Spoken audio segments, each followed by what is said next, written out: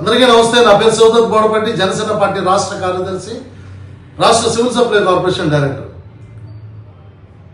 జనసేన కాదు కామసేన అంటూ రోడ్డెక్కిన రోజమ్మ, నీకు హృదయపూర్వక ధన్యవాదాలు. నువ్వు రోడ్డెక్కి కామసేన అంటే నాకు చాలా కామెడీగా అనిపిస్తుంది. సిగ్గుండాలి మీకు ఆ మాట మాట్లాడడానికి. ఈ జగన్మోహన్ రెడ్డి ఒక ఎమ్మెల్యే, మాజీ ముఖ్యమంత్రి, అసలు నిజంగా ఈడు ముఖ్యమంత్రినా అన్నట్టు మాట్లాడుతూ ఉన్నాడు ఆయన. నిజంగా మీరు ఆలోచించాల్సింది ఏంటంటే, అరవ శ్రీధర్ గారి పైన ఆరోపణ చేసింది ఒక మహిళ. ఆ మహిళ ఆరోపణలు నిజ నిర్ధారణ చేయడానికి త్రిసభ్య కమిటీని పార్టీ నియమించింది. పవన్ కళ్యాణ్ గారు ఆల్రెడీ ఆ కమిటీని నియమించి పంపించారు. ఆ కమిటీ తన పని తను చేస్తూ ఉంది. ఆ విచారణ వచ్చిన తర్వాత పార్టీ యొక్క నిర్ణయాన్ని అధ్యక్షుల వారు ప్రకటిస్తారు. ఎందుకు మీరు తొందరపడతా ఉన్నారు? దేనికోసం? ఆ మహిళకి పెళ్ళైపోయి ఒక బాబున్నాడు, తన భర్త ఉన్నాడు. మరి వీళ్ళుండగా ఏం న్యాయం కోరుకుంటుంది వైసీపీ రోడ్డెక్కి? ఏం కావాలి? 25 కోట్ల.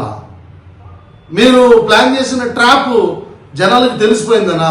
మీరు ఏదైతే ట్రాప్ చేసి అరవ శ్రీధర్ గారిని ట్రాప్ చేశారో అది జనాలకు తెలిసిపోయిందా? ఈ వైసీపీ వాళ్ళు చేసిన కుట్రకు మళ్ళీ సెపరేట్గా మళ్ళీ వీడియో, నేను వైసీపీ వాళ్ళు ఎవరు నన్ను ప్రభావితం చేయలేదని మాట్లాడుతున్నప్పుడు వీడియో వచ్చింది.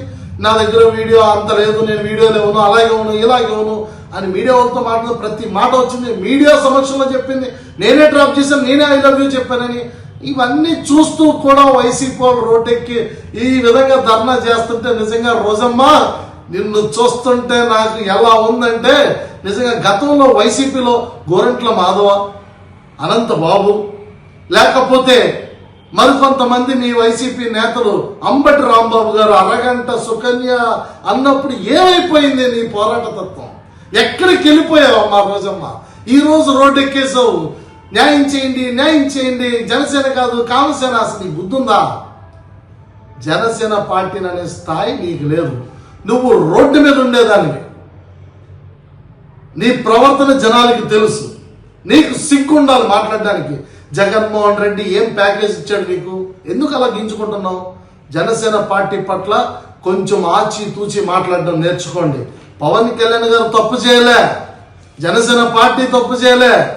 వ్యక్తిగతంగా ఒక మహిళ కావాలని ట్రాప్ చేసింది. ఇక్కడ తనకి పెళ్ళై భర్తుండి పిల్లోడున్నా సరే 5 సార్లు అబార్షన్ అయిందని అబద్ధం చెప్తోంది. 5 సార్లు అబార్షన్ అయిన ఆడపిల్ల ఎలా ఉంటుందండి? ఎవరండి బలవంతంగా తీసుకెళ్లి కొడతారు? అరవ శ్రీధర్ గారు తప్పు చేశారో లేదో అన్నది నిజ నిర్ధారణ జరుగుతుంది. అది పక్కన పెడితే ఈవిడ మాట్లాడే మాటల్లో ఎన్ని అవాస్తవాలు ఉన్నాయో మీకు కనబడుతున్నాయి కదా.